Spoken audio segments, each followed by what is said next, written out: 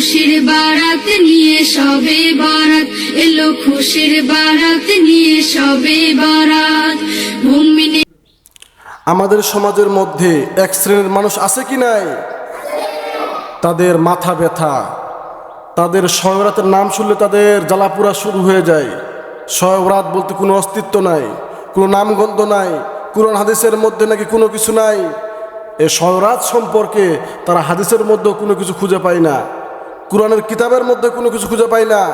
আমি বলবো, ভাইয়েরা, আপনারা খুঁজে পান না সমস্যা নাই, কিন্তু আমরা তো খুঁজে পাচ্ছি। পবিত্র কুরআনুল কারীমের মধ্যে আল্লাহ সুবহানাহু ওয়া তাআলা সূরা দুখানের 3 নম্বর আয়াতের মধ্যে স্পষ্ট করে আল্লাহ রাব্বুল আলামিন বলেছেন, ইন্না আনজালনাহু ফি লাইলাতিন মুবারাকা ইন্না কুন্না মুনজিরিন। সুবহানাল্লাহ। আল্লাহ রাব্বুল আলামিন স্পষ্ট করে এই আয়াতটার উপর বিভিন্ন মুফাসসির বিভিন্নভাবে কথা বলেছেন, অনেকে অনেক রকমের কথা বলেছেন, কিন্তু প্রখ্যাত তাবিঈ হযরতে ইকরামা রাদিয়াল্লাহু তাআলা আনহু, তিনি এবং তার কিছু দলের লোকেরা তারা বলেছেন যে এই আয়াত দ্বারা, এই মুবারাকা দ্বারা আল্লাহ রাব্বুল আলামিন লাইলাতুন নিসফি মিন শাবান, 14 শাবান দিবাগত রাতকে বুঝিয়েছেন। সুবহানাল্লাহ। আজকে ইকরামা রাদিয়াল্লাহু তাআলা আনহুর মতো ব্যক্তি, তিনি লাইলাতুল মুবারাকা খুঁজে পাইল, তিনি শবে বরাত খুঁজে পাইল, কিন্তু আজকে আপনারা পাচ্ছেন না। খুব দুঃখজনক। আমার ভাইরা দেখেন, এই ব্যাপারে রাসূল করিম সাল্লাল্লাহু আলাইহি ওয়াসাল্লাম ইবনে মাজাহ শরীফের মধ্যে একটি বাব রচনা করেছেন যে মা জাআ ফি লাইলাতুন নিসফি মিন শাবান। সুবহানাল্লাহ। শুধু তাই নয়, আল্লাহর রাসূল সাল্লাল্লাহু আলাইহি ওয়াসাল্লাম ইবনে মাজাহ শরীফের 99 পৃষ্ঠার মধ্যে একটি হাদিস নকল করেছেন। আল্লাহর রাসূল বলেছেন, ইযা কানাত লাইলাতুন নিসফি মিন শাবান, যখন 14 শাবান দিবাগত রাতটি যখন তোমাদের সামনে উপস্থিত হয়, ফাকুমু লাইলাহা, রাতের মধ্যে তোমরা দাঁড়াও। রাতের মধ্যে কি করো? দাঁড়াও। রাতের মধ্যে কি করো? দাঁড়াও। এখন দাঁড়ানো বলতে কি? রাতের মধ্যে মানুষকে দাঁড়িয়ে দাঁড়িয়ে কি বিড়ি খায়, সিগারেট খায়, গান করে না। রাতের মধ্যে দাঁড়িয়ে দাঁড়িয়ে মানুষ ইবাদত বন্দি করে, নফল নামাজ পড়ে, তাহাজ্জুদ নামাজ পড়ে। এরপর আল্লাহ রাসূল বলেছেন, ওয়াসুমু ইয়াওমাহা, দিনের মধ্যে তোমরা রোজা রাখো। ফাইন্নাল্লাহ, নিশ্চয় আল্লাহ তাআলা রব্বুল আলামিন ইউনজিলু ফিহা, অবতীর্ণ করেন, লিগুরুবিশ শামসি ইলাস সামাই ওয়াদ দুনিয়া, আল্লাহ রব্বুল আলামিন এই 14 শাবান দিবাগত রাত্রে, এই শাবানের 14 শাবান দিবাগত রাত্রে আল্লাহ রব্বুল আলামিন তার সমস্ত রহমত নিয়ে দুনিয়ার আসমানে তিনি চলে আসেন, প্রথম আসমানে চলে আসেন। ফায়াকুল, আল্লাহ রাব্বুল আলামিন বলতে থাকেন, আলামিন মুস্তাগফির, কে আছো ক্ষমা চাইবার আমার কাছে, তোমরা ক্ষমা চাও, আমি তোমাদেরকে মাফ করে দিব। কে আছো অভাবগ্রস্ত, আমার কাছে চাও, আমি তোমাদের অভাবগুলো দূর করে দিব। কে আছো রিজিক নিয়ে ব্যস্ত, রিজিক নিয়ে টেনশনে, আমার কাছে চাও, আমি তোমাদের রিজিকের টেনশনগুলো দূর করে দিব। কে আছো পেরেশানিতে, আমার কাছে তোমরা চাও, আমি আল্লাহ রব্বুল আলামিন তোমাদের পেরেশানি দূর করে দিব। কে আছো মামলা মোকদ্দমার মধ্যে পড়ে আছো, আমার কাছে চাও, এই রাতের মধ্যে আমি আল্লাহ রব্বুল আলামিন তোমাদের এই সমস্ত রকমের চাওয়া পাওয়াগুলো আমি আল্লাহ রব্বুল আলামিন পূরণ করে দিব। সুবহানাল্লাহ। দেখেন যে এই হাদিসটা সহিহ। আজকে আপনি বলতেছেন যে শবে বরাত বলতে কোনো অস্তিত্ব নাই, কোনো কোরআনের আয়াত নাই, কোনো হাদিস নাই। তাহলে আমি আপনাদেরকে বলবো, চোখের মধ্যে আপনারা পড়েছেন বেদাতের চশমা, বেদাতের চশমাটা আপনারা খুলেন। বেদাতের চশমা খুললে আপনারা সব কিছু পেয়ে যাবেন। আপনারা চোখের মধ্যে বেদাতের চশমা পড়েছেন, কালো চশমা পড়েছেন, এই জন্য জগৎটা দেখতেছেন কালো।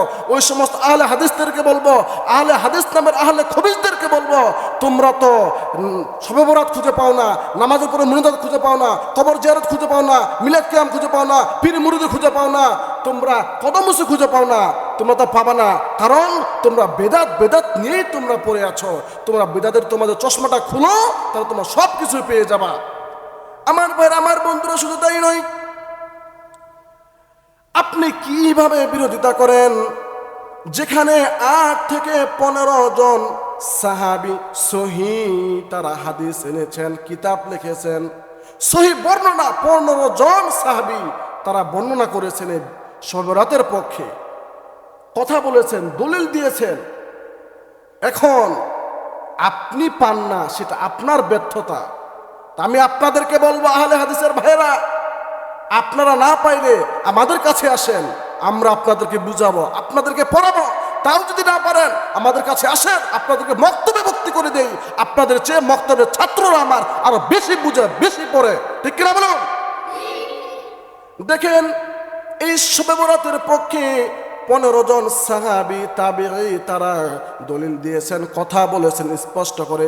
যেমন হযরতে আবু বকর রাদিয়াল্লাহু তাআলা আনহু, হযরতে উমর রাদিয়াল্লাহু তাআলা আনহু, হযরতে মা আশিয়া রাদিয়াল্লাহু তাআলা আনহা, আবু হুরায়রা রাদিয়াল্লাহু তাআলা আনহু, আবু মুসা আশআরী রাদিয়াল্লাহু তাআলা আনহু, আব্দুল্লাহ ইবনে আমর রাদিয়াল্লাহু তাআলা আনহু এবং বড় পীর আব্দুল কাদের জিলানী রাহমাতুল্লাহ আলাইহি, ইবনে তাইমিয়া, নাসিরউদ্দিন আলবানী, ইমাম তিরমিজি, মুআজ ইবনে জাবাল, এরা শবে বরাতের পক্ষে হাদিস পাইল, শবে বরাতের পক্ষে দলিল পাইল। তোমরা পাও না, তাহলে বোঝা গেল তোমরা আসলে প্রকৃত নবীর উম্মত না, প্রকৃত আল্লাহর বান্দা না। তোমরা হলো সে পশ্চিমাদের দালাল, ইহুদিদের দালাল, ইসরায়েলদের দালাল, ঠিক কিনা বলো? তো এই জন্য নবী করিম সাল্লাল্লাহু আলাইহি ওয়াসাল্লাম একদিন হারিয়ে গেলেন। মা আশিয়া রাদিয়াল্লাহু তাআলা আনহু নবী করিম সাল্লাল্লাহু আলাইহি ওয়াসাল্লামকে খুঁজতে লাগলেন। খুঁজতে খুঁজতে মা আশিয়া রাদিয়াল্লাহু তাআলা আনহু নবীজিকে খুঁজতেছে, অন্য বিবিদের ঘরে গেল কিন্তু পাইল না। খুঁজতে খুঁজতে এক পর্যায়ে নবী করিম সাল্লাল্লাহু আলাইহি ওয়াসাল্লাম জান্নাতুল বাকির মধ্যে মা আশিয়া দেখলো তার মস্তক মোবারক উপরের দিকে, আসমানের দিকে তাকাইয়া দোয়া করতেছে আর কান্না করতেছে, অঝর নয়নে কান্না করতেছে, চোখের পানি ফালাচ্ছে। এই দৃশ্য, এই অবস্থা দেখে মা আশিয়া রাদিয়াল্লাহু তাআলা আনহা দৌড়িয়ে বাড়ির মধ্যে চলে আসলেন। আর একটু পরে নবীজি আসার পরে বলছে, ও মা আশিয়া রে, তুমি কি মনে করেছো আল্লাহ এবং তার রাসূল সাল্লাল্লাহু আলাইহি ওয়াসাল্লাম তোমার উপর নির্যাতন করবে, জুলুম করবে, তোমার হক নষ্ট করবে? তুমি কি এটা মনে করেছো নাকি? মা সে বলতেছে, ইয়া রাসূলুল্লাহ, ইয়া হাবিবাল্লাহ, ওয়াল্লাহি আল্লাহর শপথ করে বলতেছি বিষয়টা এমন না। আমি মনে করেছিলাম আপনি মনে হয় অন্য বিবিদের ঘরে গেছেন, যেহেতু আজকের রাত্রিটা আমার ঘরে থাকার আপনার কথা ছিল, এই জন্য আমি মনে করেছিলাম আপনি অন্য কোনো বিবির ঘরে গেছেন কিনা, এই জন্য আমি আপনাকে তালাশ করতে লাগলাম। কিন্তু না। এবার মা আসে বলল, ইয়া রাসূলুল্লাহ, ইয়া হাবিবাল্লাহ, এটা কিসের রাত? আল্লাহর রাসূল বললেন, লাইলাতুন নিসফি মিন শাবান, এটা হলো 14 শাবান দিবাগত রাত। এই রাতের মধ্যে আল্লাহ রাব্বুল আলামিন তার রহমত নিয়ে দুনিয়ার আসমানে আসেন, প্রথম আসমানে আসেন। আসার পরে তার বান্দাদেরকে ডাকতে থাকেন, কে আছো অভাবগ্রস্ত, কে আছো বিপদগ্রস্ত, কে টেনশনে আছো, কে পেরেশানে তো আমার আসো, আমার কাছে চাও, আমি দূর করে দেব। এটা হলো সেই রাত। আর আমি আমার পূর্বপুরুষদের জন্য এইভাবে দোয়া করতেছিলাম, আল্লাহ যেন তাদেরকে মাফ করে দেয়, আমাকে মাফ করে দেয়। সুবহানাল্লাহ বলেন।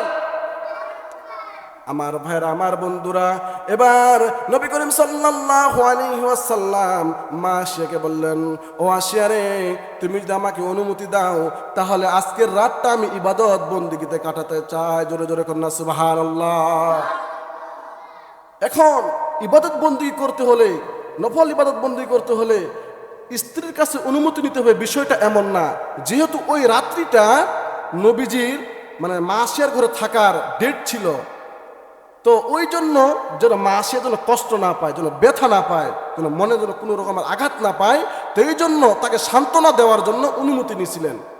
আমার ভাইরা, আমার বন্ধুরা, এখন দেখেন যে সমস্ত আমার আহলে হাদিস নামক আহলে খবিসরা এবং তাদের কিছু চালা, তাদের কিছু অনুসারীরা, ওলামায়ে একরাম, তারাও বলে যে শবে বরাত নামে কোনো ইবাদত বন্দেগী নাই, কোনো রোজা নাই, কোনো নামাজ নাই, শবে বরাতের কোনো অস্তিত্ব নাই। আমি তাদেরকে বলবো, তোমরা অস্তিত্ব তোমরা যদি খুঁজে না পাও আমাদের কাছে আসো, তোমাদেরকে মক্তবে ভর্তি করে দিব, আমরা তোমাদেরকে পড়াবো বিনা পয়সায়, বিনা টাকায়। আমার ভাইরা, আমার বন্ধুরা, আজকে অনেকে বলে শবে বরাতের নাকি রোজাও নাই। এই ইবনে মাজাহ শরীফের 99 পৃষ্ঠার এই হাদিসটাই তো প্রমাণ করে যে শবে বরাতের নামাজ আছে, শবে বরাতের রোজা আছে। আল্লাহ রাব্বুল আলামিন আমাদের সকলকেই আমল করার তৌফিক দান করুক। ওয়া মা তৌফিক ইল্লা বিল্লাহ। আসসালামু আলাইকুম ওয়া রাহমাতুল্লাহি ওয়া বারাকাতুহু।